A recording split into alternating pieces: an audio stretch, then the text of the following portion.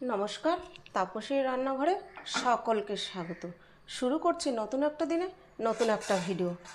আজ আমি রান্না করব স্বাদে গন্ধে ভরপুর সয়াবিন, পুরোপুরি মাংসর টেস্টে। এতটাই টেস্ট, পুরোপুরি মাংসর মতো। তার জন্য আমি নিয়ে নিয়েছি বাটিতে জল। জল দিয়ে আমি গ্যাস অন করে দিচ্ছি। আমি সয়াবিনটা একটু সিদ্ধ করে নেব, যাতে সয়াবিনটা একদম সফট হবে আর মশলাও ভালোভাবে ঢুকবে। দিয়ে দিচ্ছি একটু নুন,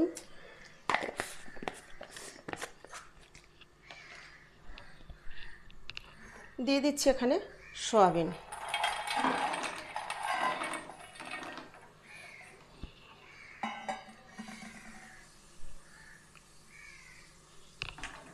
এবার সয়াবিনটা আমি ভালো করে এই জলটা ফুটে ওঠা পর্যন্ত অপেক্ষা করছি। দেখুন সয়াবিনটা পুরো ফুটে উঠেছে, জল পুরো একবার আমি উতরে নিয়েছি। এবার আমি এটা অফ করে ঢাকা দিয়ে রাখবো 15 থেকে 20 মিনিট, যাতে এটা ভালোভাবে একদম ভিজে সফট হয়ে যায়।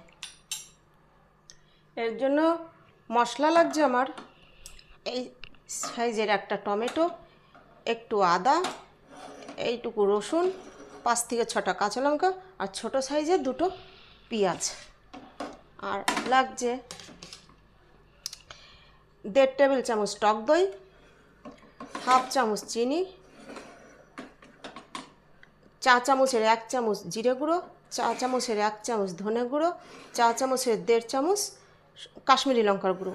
ফোড়নের জন্য লাগছে আমার সামান্য জিরে, থেতো করা এলাচ, 2টো দারচিনি, 2টো তেজপাতা। মিক্সিং জারে আমি মশলাটা পেস্ট করে নেব। তার জন্য আমি দিয়ে দিচ্ছি কাঁচা লঙ্কা, দিচ্ছি রসুন আর দিয়ে দিচ্ছি আদার টুকরো। এইটুকু আমি মিক্সিতে পেস্ট করে নেব। ঢাকা তুলে দেখে নিচ্ছি সয়াবিন আমার সিদ্ধ হয়ে গেল কেন। এই দেখুন সয়াবিনটা কিন্তু আমার সিদ্ধ হয়ে গিয়েছে। এই দেখুন কি সুন্দর নরম হয়েছে, মাংসর মতো পুরো। দেখুন কত সফট হয়ে গিয়েছে।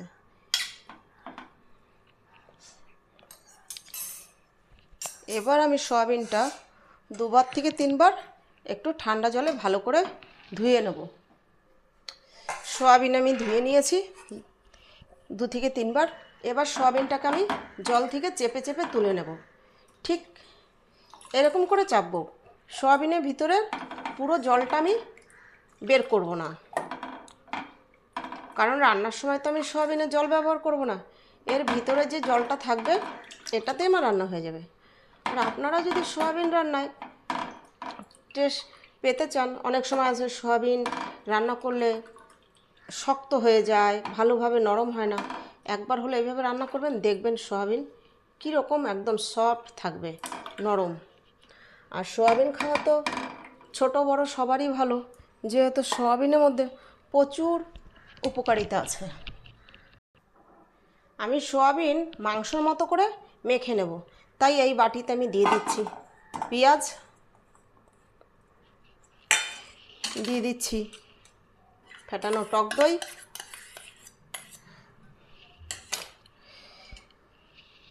দিচ্ছি জিরে গুঁড়ো, ধনে গুঁড়ো, কাশ্মীরি লঙ্কার গুঁড়ো,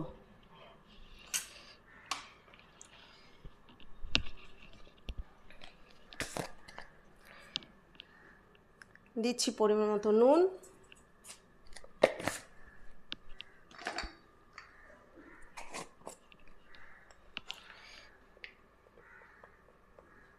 দিচ্ছি পরিমাণ মতো হলুদ,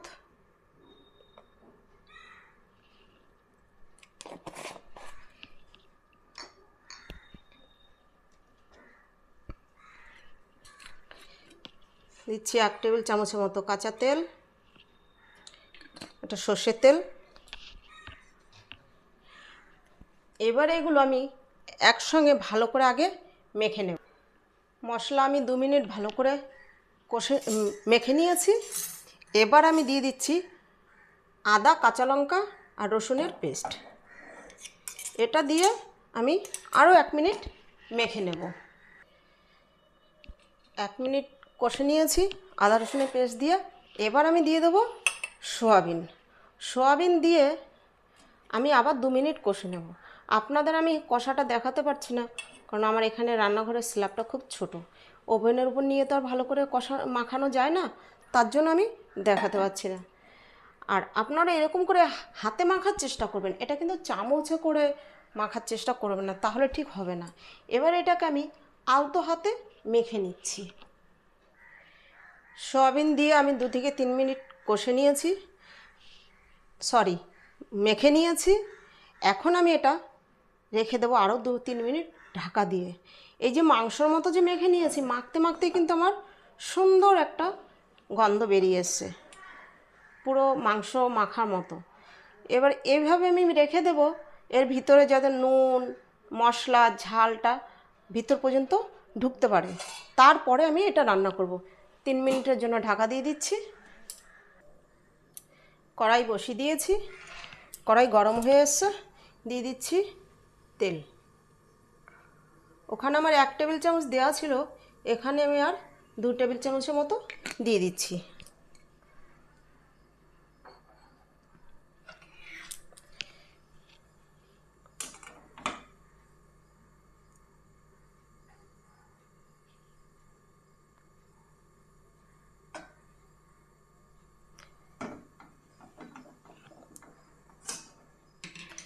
তেল গরম হয়ে গিয়েছে, আমি দিয়ে দিচ্ছি ফোড়ন।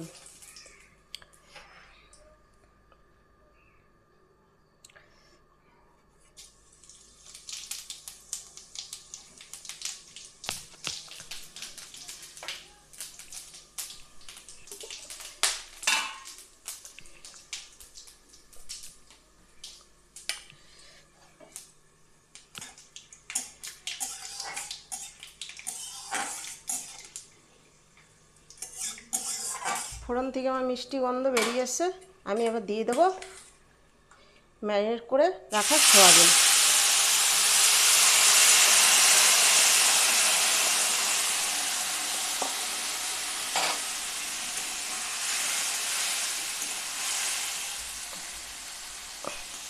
কি সুন্দর সেন্ট বেরিয়েছে। আমি এভাবে 5 মিনিটের মতো কষে নেব। আপনারা তো সয়াবিন অনেকেই অনেক রকমভাবে রান্না করে খেয়ে থাকেন বা খেয়েছেন, একবার এভাবে খেয়ে দেখবেন, এরকম মাংসর মতো করে পুরো মাখিয়ে রেখে। এটা সব থেকে বাটা মশলা দিয়ে করতে পারলে আরও টেস্ট হতো, কিন্তু আজকে আমার বাটা মশলা করা হয়নি।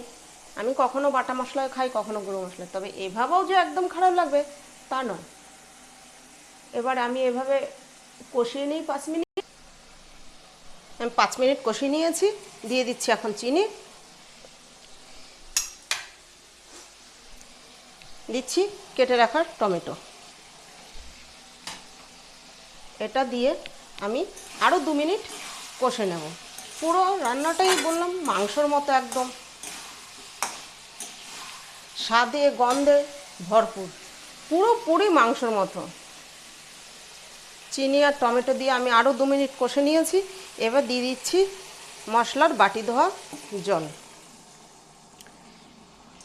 এটা পুরোপুরি মাংসের মতো হলেও মাংস তো আর বলতে পারবো না, যেহেতু এটা সয়াবিন।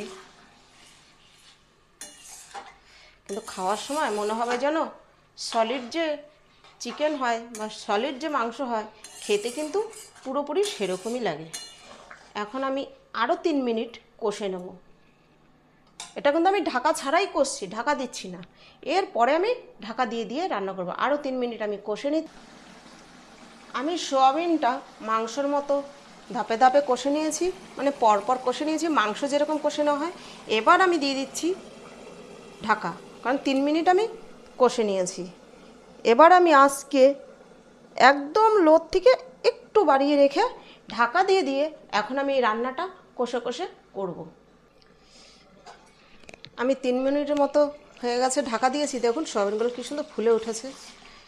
এবার আমি একটু দেখে নিচ্ছি আর একটু নেড়ে দিচ্ছি।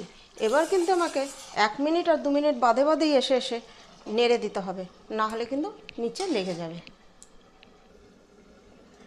ঢাকা তুলে এবার আমি দিয়ে দেবো মিট মশলা, একটু নেড়েও দিচ্ছি। আর এখানে আছে 2 চা চামচ মিট মশলা।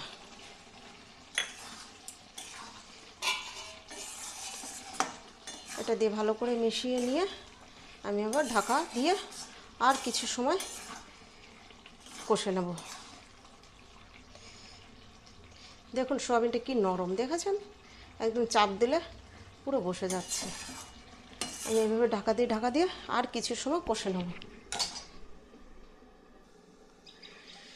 ঢাকা তুলে দেখে নিচ্ছি সয়াবিনটা হয়েছে কিনা।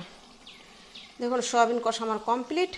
উপর থেকে তেল ছেড়ে দিয়েছে, নিচেও জল নেই। দেখেছেন কি সুন্দর হয়েছে।